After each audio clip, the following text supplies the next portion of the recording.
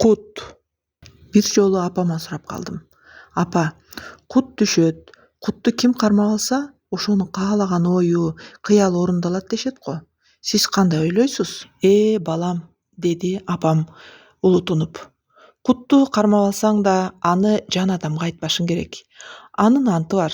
Ким кутту кармап алганын жарыя кылса, керек болсо кесир дагы болот. Ал мезгилде эл талаада, боз үйдө жашашчу да. Азыркыдай заңгыраган үйлөр кайда дейсиң? Малга жайлуу жер болсо ошол жерди конуш кылып жашадык да.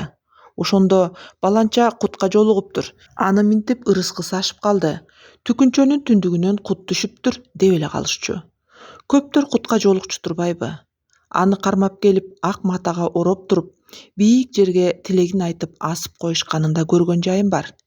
Эми элден кут качты, бирөөнөн да кутка жолуктук дегенди укпай калдык, деп атам дагы айтып калар эле.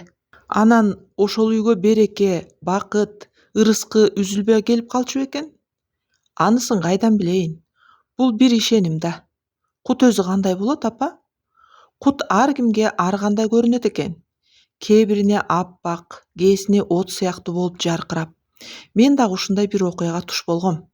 Жан адамга айтпадым эле, эми сага айтып берейин. Анда жаз эле. Эл жайлоого көчкөн убак. Кайран сайыз тарап, чабандардын короолору чекесинен сатыла баштаган. Ошондо атаң да кызыл мойноктон аша берген кокту да бир чабандын короосун сатып алды. Биз бул жазда малды ошо жака айдап барып бага турган болдук. Анткени короо бышкан кыпкызыл кирпичтен курулгандыктан аны бузуп айылга акеңе жаңы үй салмак болдук. Бизге ошондо эмне азап десең, жаныбызды кыйнап, короону бузуп, кирпичтерин бирден ташып, жыйып, атаң экөөбүз дубалды көчүрүп, кирпичтерин жабышкан цементтеринен тазалап даярдап турабыз. Акең болсо улам тракторго салат да айылга там салчу жерге ташып барып жыят. Ошентип мээнет кылбай эле жаңы эле кирпич сатып алсаңар болбойт беле? Ал убакта кыш заводдор аз болуп, бизге каяктан жол тиймек? Ошон үчүн ушуну жасап жатпайбызбы? Анан койдун короосунан үй курабыз деп калдыңар. Анан эми Союз маалындагы короолор абдан бышык кыштан болгон. Сапаты өтө жогору болчу. Бир короонун кирпичи кенен жетти го бир үйгө. Анан акеңин үйү кыпкызыл болуп, кирпичи күнү бүгүнгө чейин жаркырап турбайбы?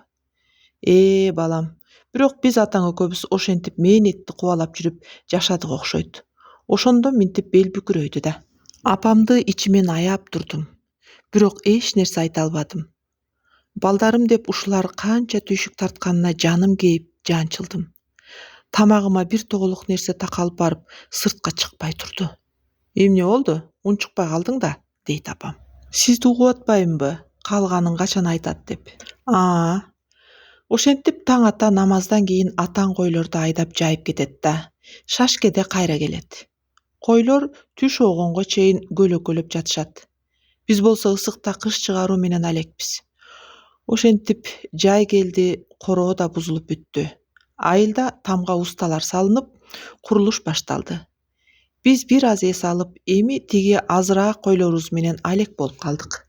Бир күнү чочуп ойгонуп кетипмин. Башымды көтөрсөм, чатырдын оозун ачып койгон элек да. Төмөн тарапта бир нерсе эле жаркырайт. Ордуман туруп чатырдын оозуна келдим. Тим эле асмандагы толгоной жерге түшүп калгандай. 10-15 метр алыстыкта болсо керек, тоголонуп жатат. Ошондо баягы атам айткан кут эсиме түшө калды да. Атаңы ойготтум. Атаң болсо бир аз башын көтөрүп, төмөн жакты карады да, эч нерсе көрүнбөгөнүн айтып, кайра жатып алды. Мен түз эле ошол жаркыраган тоголокко бардым. Куду күнгө чагылышкан сыяктуу көзүм уялат. Ача албайм. Бир чети денем дүрүлдөп коркуп кеттим. Тобокел дедим да, отура калып, баягы жаркыракка колумду сундум. Бирок кармалбады. Колум жаркыракка кирет, кайра чыгат. Көйнөгүмдүн этегин ачтым да, баягы жаркыракты куду ууштап салгандай кочуштап сала бердим, эч түгөнбөйт. Улам этегиме жерди шилеп эле сала бердим. Анан баягы жаркырак түгөндө окшойт. Айлана капкара боло түштү. Шак ордуман турдум да, үйгө келип этегимди бекем ууштап кармадым да, көйнөгүмү чечип ороп койдум. Өзүм болсо төшөгүмө келип жатып алдым. Таң таштаганда намазга турдук.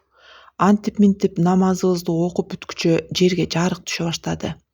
Менин оюм баягы көйнөктүн ичиндеги кутта. Бирок малды убагында жайгаруу керек да. Уйларды саап, казанга сүттү астым да, от жагып коюп, баягы көйнөгүмдү алып чыгып, өзүм салынган жоолугуму жайып, ошого салмакчы болдум. Мен кутту кантип элестеттим билбейм, азыр ойлосом тоголок бир таш сыяктуу ойлосом керек. Алып эле жоолукка түйүп алам дегениме караганда. Акылым ошого жетиптир да. Анан эмне болду? Ачсаңыз эмне бар экен? Ой, эч нерсе жок. Куураган эле чөп. Анан топурак. Анан чөп менен топуракты кантип ороп коймок элем жоолукка?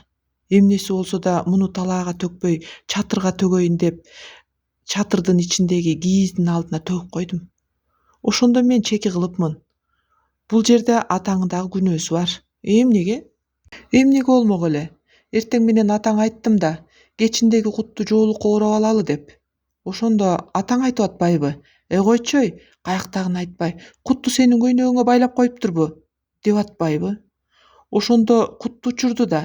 Менин да күнөөм болуп калды. Түндө шашканымдан кийип жүргөн көйнөгүмө эле сала койбодумбу? Кутту ошентип кармай албай калбадымбы? Ошентип ичинен өкүнүп жүргөн апамды мен минтип жубаттым. Апа, кут бул адамдын жашоосундагы руханий, жогорку маанидеги күч, ийгиликтин, бакыттын түшүнүгү. Кыргыз элинин дүйнө таанымында кут туруктуу энергия эмеспи? Ал адамды жашоодо ийгиликтерге жеткирүүчү күч да. Кутту адам өзүнүн эмгеги, руханий багыты, адамдар менен болгон мамилеси аркылуу табат да. Демек, сиз кутта арыган адамсыз, апа.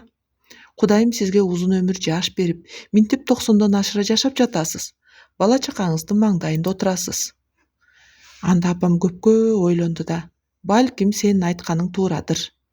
Алла таалама шүгүр, балдарымдын эле алдынан кетейин. Мен жашаарымы жашадым, көрөрүмү көрдүм, жаман болгон жокпуз. Элдин алды болбосок да орто болдук. Силердин башыңарга кут консун, силерди кут таарысын, деп алкап койду.